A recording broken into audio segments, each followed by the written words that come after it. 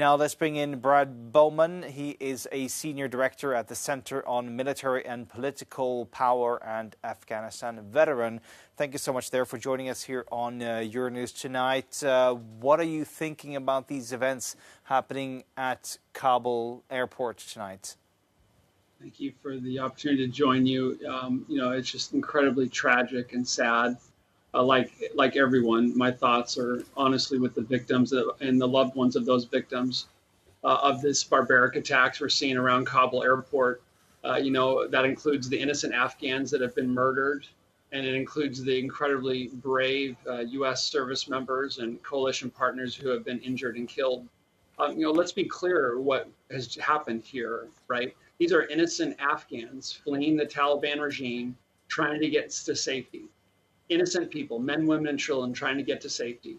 And what were the American and coalition service members doing? They were trying to help them do that. There are stories of service members, U.S. Marines, wading into the crowd to try to rescue someone who is waiving the appropriate paperwork or passport, taking extraordinary personal risk. And I suspect that some of the casualties we've seen were individuals demonstrating that type of heroism. So, it's too early to know for sure how horrible this is, a number of casualties. I'm reluctant to say for sure who did it. It may have been ISIS-K. We have to see what role the Taliban did or did not play. I don't want to guess. But what we do know is whoever did this demonstrates the barbaric character of these enemies of civilization that we all confront. And if we don't start with that truth and develop our policies and strategies from there, we're going to continue to delude ourselves and we're going to get more of the same. You're talking about policy. What kind of changes to policy are you looking for? Thank you. It doesn't feel right at this moment to assign blame. I've written a lot in the last few days about how we got to this point. Bottom line is, President Biden has pursued a conditions ignoring, timeline-based withdrawal that I think has played a large role in this. But at this point, the focus has to be on getting Americans to safety, getting as many of our vulnerable Afghan special immigrant visa and their family members to safety, and doing that with as little risk as possible to our service members. In strategy, you begin with the objective, you begin with the end, and that's the objective. And the question is, how do we best do this at this point, now that we have these terrorists deliberately trying to kill innocent people getting to safety around the edges of Kabul airport?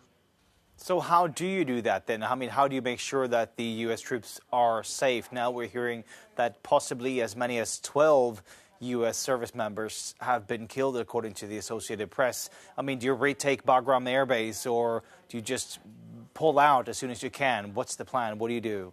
Right. So if you go to most military bases in difficult places or embassies in difficult places, you have local security forces that are pulling security around the perimeter, right? So they're the first ones interacting with the locals. There's a reason why you do that. We don't have that to the degree that we'd like or at all around Kabul airport. And so, it's an incredibly dangerous situation. There were intelligence reports apparently in the last few days warning of this thing. It may be that we have to evacuate Kabul airport and establish lily pads elsewhere in the country.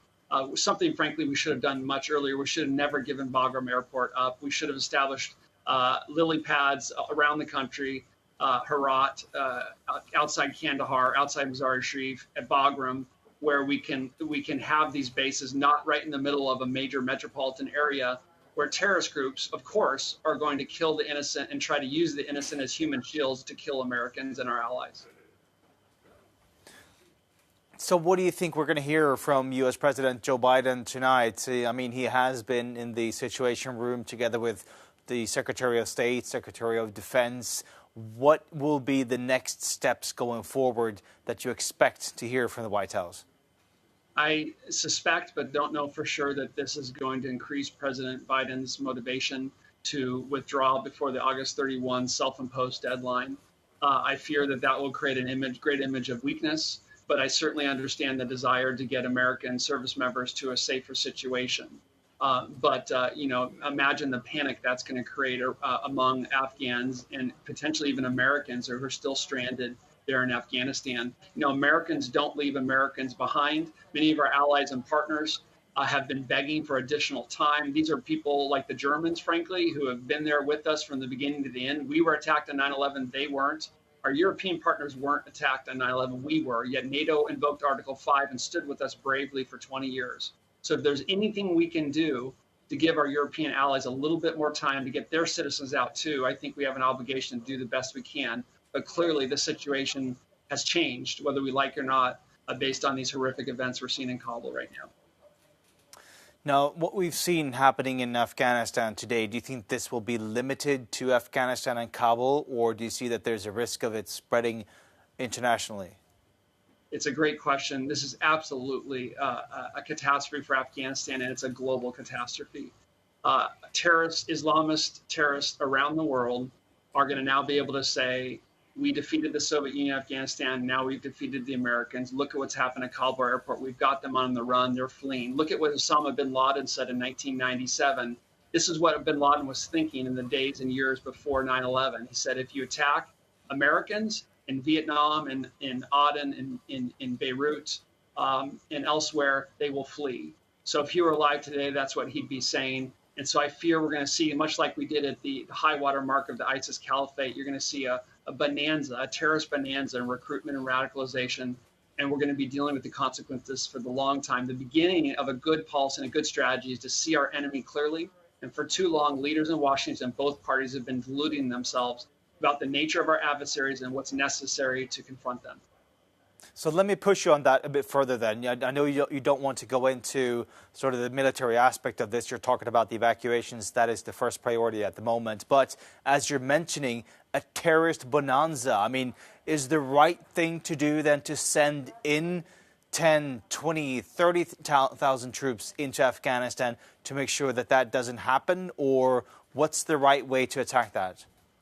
Respectfully, I think that's a false choice. You know, when President Biden took over, assumed office in January, in the April timeframe, the United States had 8,000 total troops in Afghanistan, Iraq, and Syria combined. 8,000 troops. We have 486,000 active duty U.S. Army troops. We had 26,000 troops on Capitol Hill after January 6th. And for those 8,000 troops, what were we getting? We were preventing the catastrophe you're seeing now in Afghanistan. We're preventing Afghanistan from being the safe haven and launching pad for another 9/11 attack. We were preserving the historic gains that Afghan women and girls have made, and we were preventing a refugee crisis that would destabilize nuclear armed Pakistan. And in Iraq and Syria, what we were getting? We were preventing the return of the ISIS caliphate. You know, Biden tried this in 2011, and conditions ignoring, timeline-based, ignoring the advice of his commanders. He tried this in 2011. What did we get? We got the rise of ISIS, and we had to return at a higher cost in 2014. He's replaying that playbook now. He was warned. He was warned by the intelligence community. He was warned by his own Secretary of Defense, who said to him, quote unquote, we've seen this movie before. He brushed aside those warnings, made the announcement on April 14th, and then proceeded to cut almost all air support, contract maintenance, and logistics support for the Afghan forces. And that combined with the foolish February 2020 Trump agreement with the Taliban, to me, explains the large majority of how we arrived at this point. That's not a partisan comment. This is too serious and too grave for partisan silliness. This is about being honest about how we got to this point. So together, as people are opposing these enemies of civilization, we can do what's necessary to protect our people. And what is that? What's necessary to protect your people? What that is understanding that some military interventions are stupid, right? Foolish. Some military campaigns are not well run, and some military withdrawals are foolish too.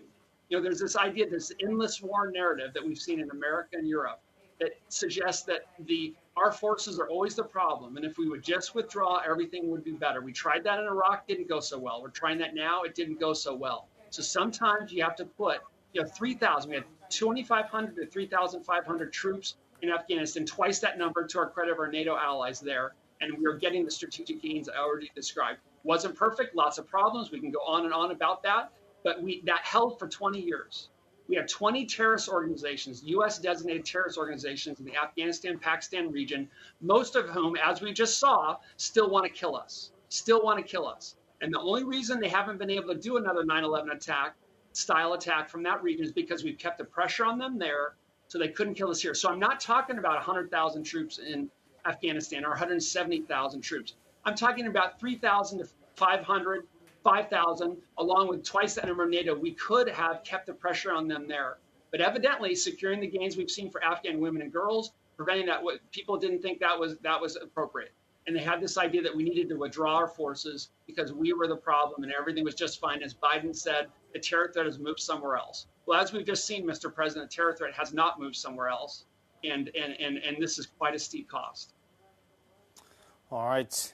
Brad Bowman, Senior Director at the Center of Military and Political Power and also an Afghanistan veteran. Thank you so much for your insight and your thoughts on the current situation there in Afghanistan and what's obviously a very, very difficult situation both for the people of Afghanistan and for everyone else involved in this conflict. Thank you.